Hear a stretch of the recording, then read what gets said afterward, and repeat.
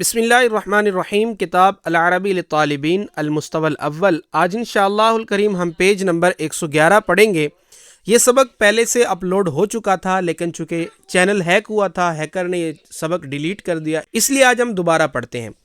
اس میں مریم اور سلمہ آپس میں مکالمہ کر رہی ہیں، ایک دوسرے کو ویلکم کر رہی ہیں، اور ویلکم کرنے کے بعد ایک دوسرے سے جامعہ کا پوچھیں گی اور کلاس کا پوچھیں گی۔ آئیے سبق کو شروع کرتے ہیں۔ اہلاً بکی یا سلمہ، مریم کہتی ہے سلمہ موسٹ ویلکم، اے سلمہ تجھے مرحبا۔ سلمہ کہتی ہے اہلاً بکی یا مریم، اے مریم تجھے بھی اہلاً و سہلاً مرحبا، تجھے بھی موسٹ ویلکم۔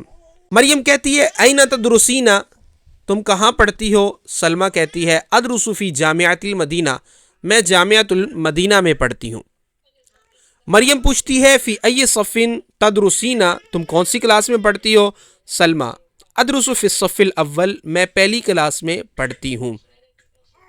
مریم ماذا تدرسین، مریم پوچھتی ہے کہ تم کیا پڑھتی ہو؟ سلمہ کہتی ہے ادرس النحو والصرف واللغۃ العربیہ، میں نحو، صرف اور لغت عربیہ پڑھتی ہوں۔ اسی انداز میں آپ بھی آپس میں ایک دوسرے سے سوال جواب کر سکتے ہیں، جامعہ کا پوچھ سکتے ہیں اور کلاس وغیرہ کا پوچھ سکتے ہیں۔ یعنی کلاس کا پوچھنا ہو تو کون سی صف میں پڑھتی ہو، کون سی صف میں پڑھتی ہو یا پڑھتے ہو۔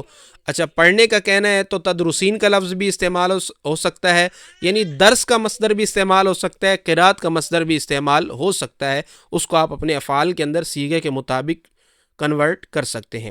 آج کا ہمارا سبق مکمل ہوا، انشاءاللہ الکریم اگلے سبق کے ساتھ پھر ملیں گے۔